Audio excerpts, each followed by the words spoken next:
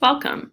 This video is a training for entering GT qualifying student data points into Frontline through the initial referral form and the identification process form for students who are ready to identify as GT or HGT.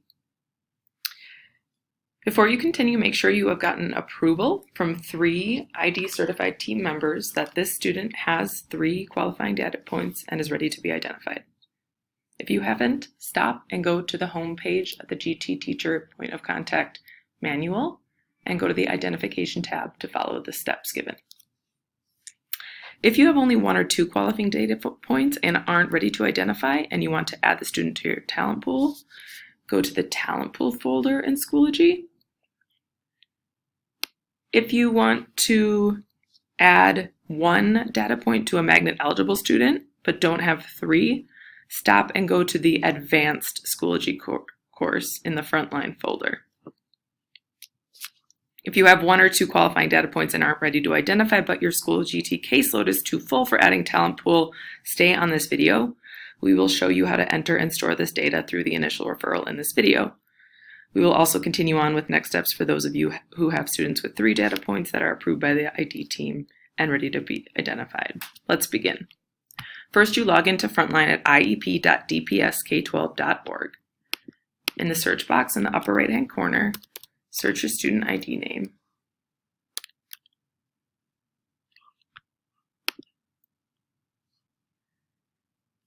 You're going to see this programs should show up if they already have data. If it doesn't, if they don't already have data, click programs. Under active programs, once on the program page, click start program. In the item pop-up, click on Gifted and Talented, and in the drop-down, select Initial Referral. Reason, Assessment Data. Then click Next.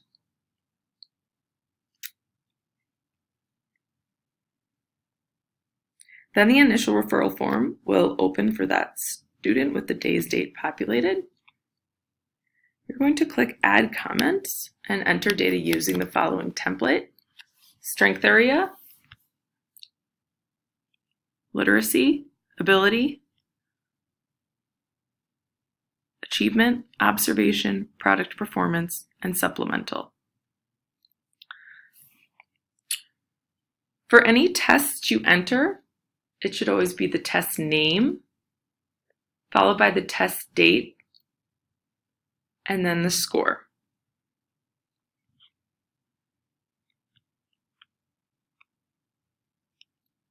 If that is entered, press OK. Stop here. Do not click Outcome. This is the point where you stop if you only have 1 or 2 qualifying data scores and you are not going to proceed with identification. Click Save and Close. And this is going to be your screen. If you accidentally clicked something and can't unclick,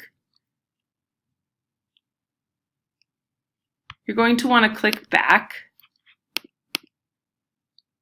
to cancel that out before you click Save and Close.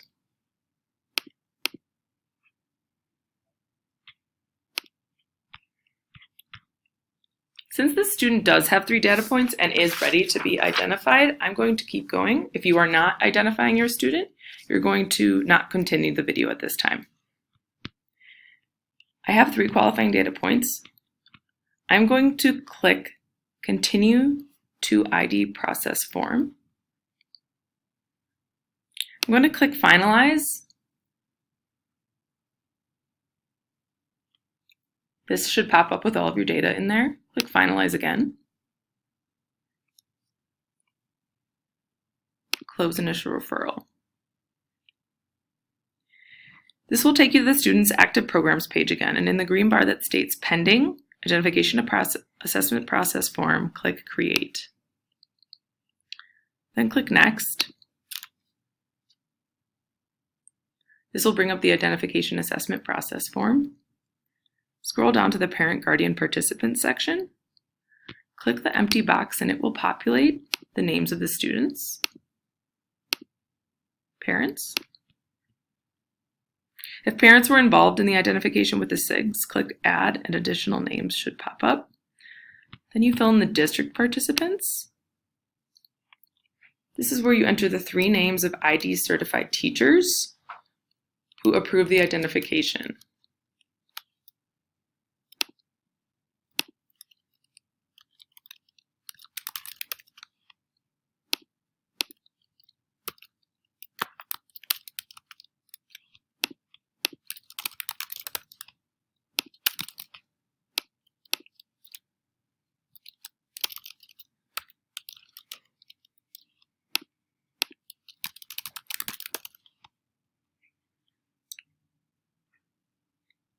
If you have taken the identification class, you will need your name and the name of 2 additional ID certified teachers who approved the student to be identified. If you have not taken the class, you will need your name plus 3 additional names of people who have taken the class.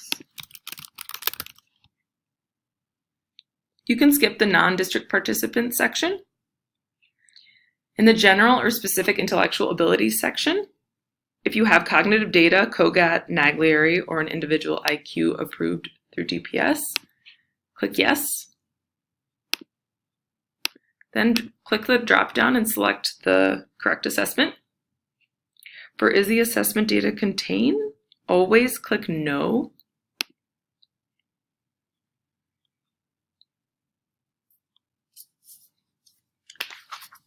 You enter the assessment date to the nearest month or year that you remember it.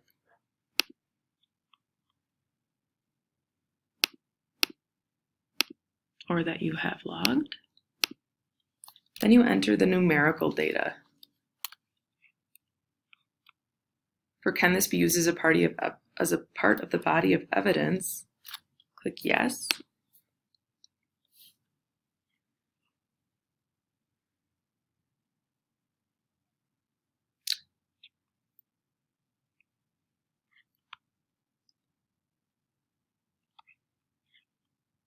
Then you're going to go to specific academic aptitude if you do not have another GIA test score to enter.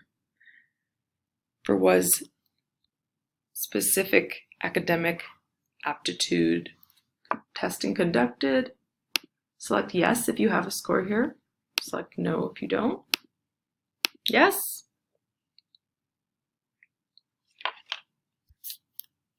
Select the appropriate test from the drop-down.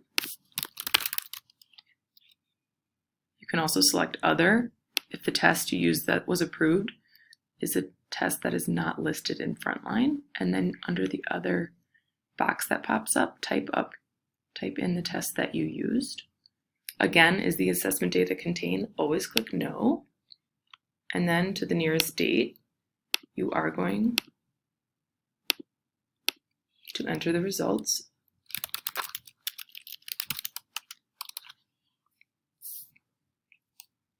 If you have 2 or more scores from the same assessment over time, you do not have to click Add another assessment. Just write all scores over time in the comment box for that assessment. So if I had an assessment, let's say from the previous year,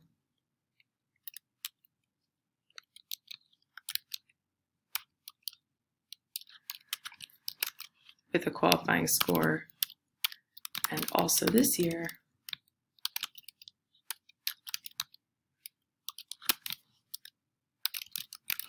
I can put them both here.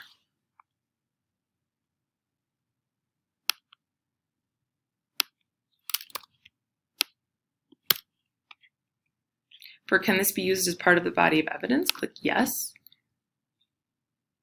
Then you click the area of strength that matches the achievement data you have here. And I just have a reading score, so I'm going to click Reading here. Then you're going to click the Add if you have additional academic aptitude data. I'm going to find the name of the assessment. Is the assessment data contained? No. Assessment date.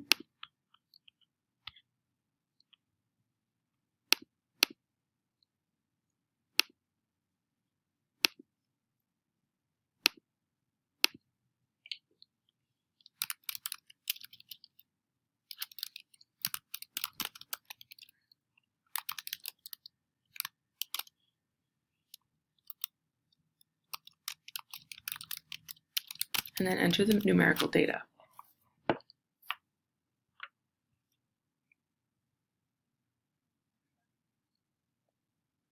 Now, yes, for can this be used for the part of the body of evidence?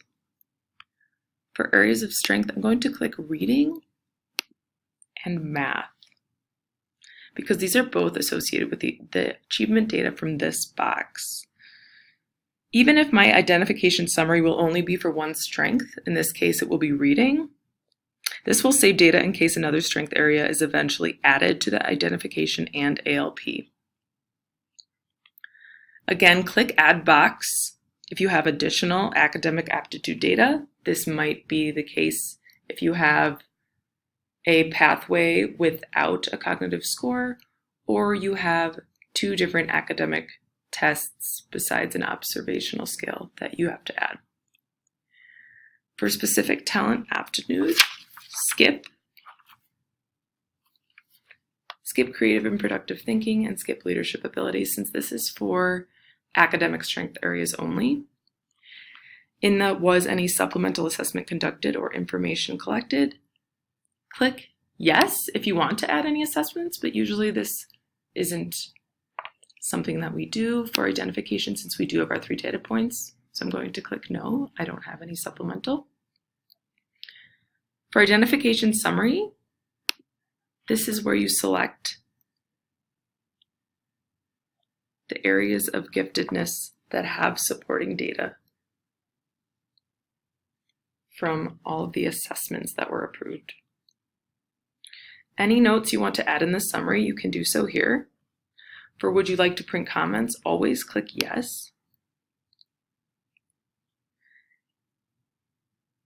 If you have not taken the IDPDU, you are now finished in Frontline, and you're going to click the purple Save button if you are not IDPDU certified and had to have 3 approved teachers.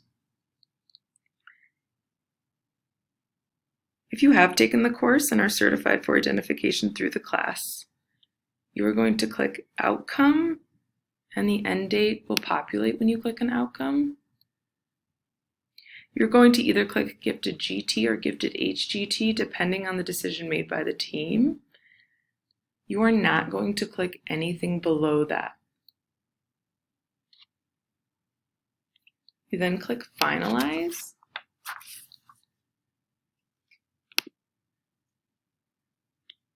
Check that everything was entered correctly.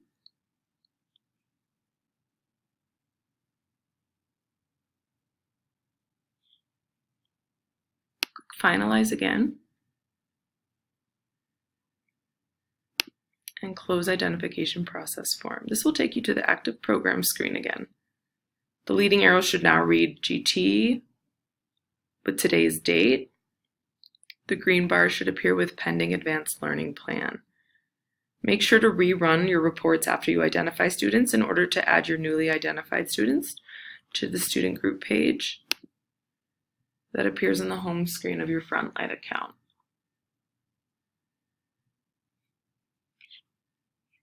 Which is right here.